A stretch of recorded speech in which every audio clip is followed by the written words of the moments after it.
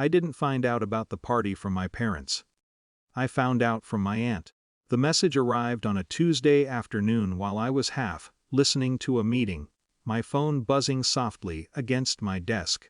It was a video attachment with no explanation, just a brief line beneath it. Thought you should see this. For a moment, I assumed it was harmless. A family gathering, someone's birthday, my cousins doing something loud and embarrassing. Our family shared everything in fragments like that, images without context, moments detached from meaning. I opened it without thinking. The camera wobbled slightly, the frame settling on a warmly lit banquet hall. Decorations, music humming beneath the chatter of guests.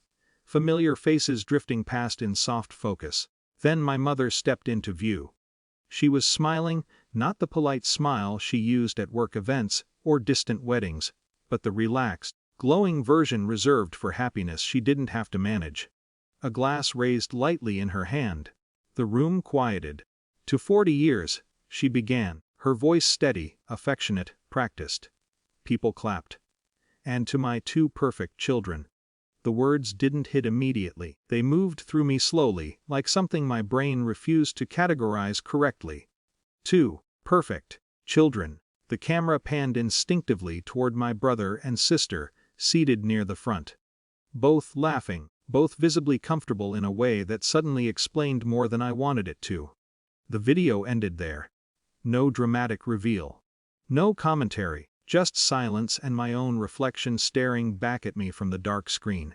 I sat very still.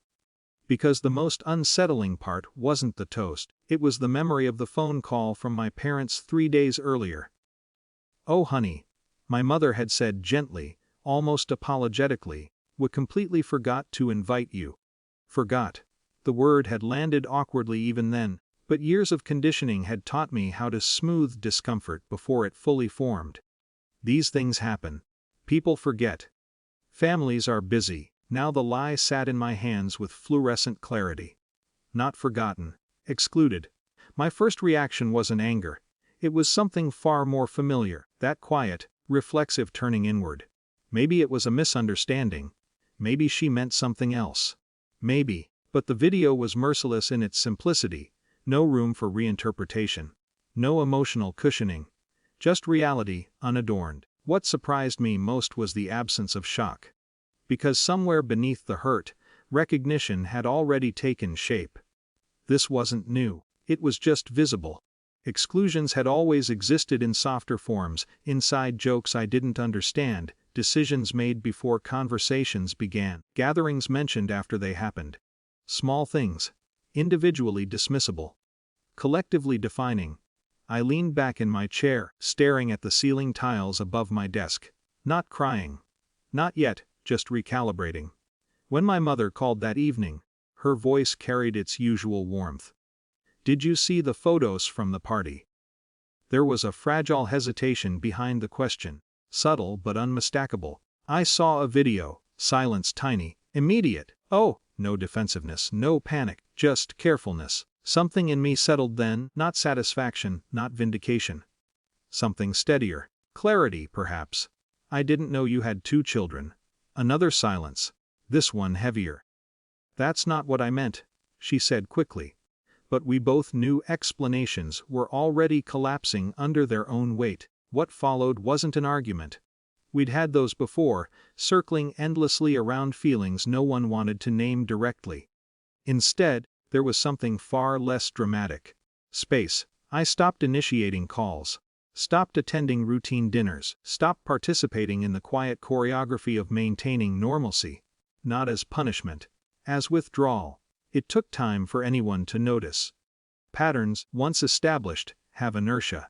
My absence was initially treated as scheduling conflict, work pressure, temporary business, the same gentle denial families use when reality feels inconvenient. Then came my father's call. His tone was measured, strained at the edges. "Your mother says you're upset." "I'm not upset." A pause. "Then what is this?"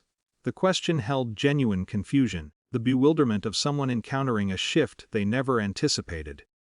"I'm adjusting." To what? To understanding my place correctly. Silence again. Our conversations had always lived inside these silences, words orbiting truths neither side wanted to articulate plainly. Weeks passed. Distance, once established, began generating its own consequences. Not emotional ones at first. Social ones. Family gatherings where my absence required explanation. Questions from relatives. Curious observations drifting through conversations my parents could no longer comfortably navigate. Concern has a way of spreading in networks. Then came the moment neither of us could ignore. A hospital call. My mother's voice, brittle with exhaustion. Your father's insurance paperwork, they need a secondary contact. Authority rarely arrives dramatically. It arrives through systems, policies, forms, structures indifferent to family politics. I'm not listed anymore, I said quietly. Another silence. Longer, because for the first time, the implications of distance moved from emotional abstraction into practical reality. You removed yourself. Yes. The word landed gently, but its weight was unmistakable. The shift after that was subtle but irreversible. Conversations lost their defensive choreography. My parents' voices carried something unfamiliar, not guilt exactly, but destabilization. Roles were changing. Not loudly, not emotionally, structurally. When my mother visited weeks later, she looked older in ways difficult to articulate. We didn't think. She began, then stopped, because some sentences resist completion once illusions dissolve. I know, I said. We thought you understood. I did. A pause. But understanding isn't the same as accepting. There were no dramatic apologies. No cinematic reconciliation. Just two adults sitting in a room filled with years of unspoken imbalance. Something had shifted, not repaired. Shifted. Eventually, contact resumed in smaller, more deliberate forms. Conversations careful, measured, aware of boundaries that no longer required explanation. What didn't return was the old assumption of my unconditional presence. My worth had detached itself from their recognition. Quietly. Permanently, not revenge, realignment.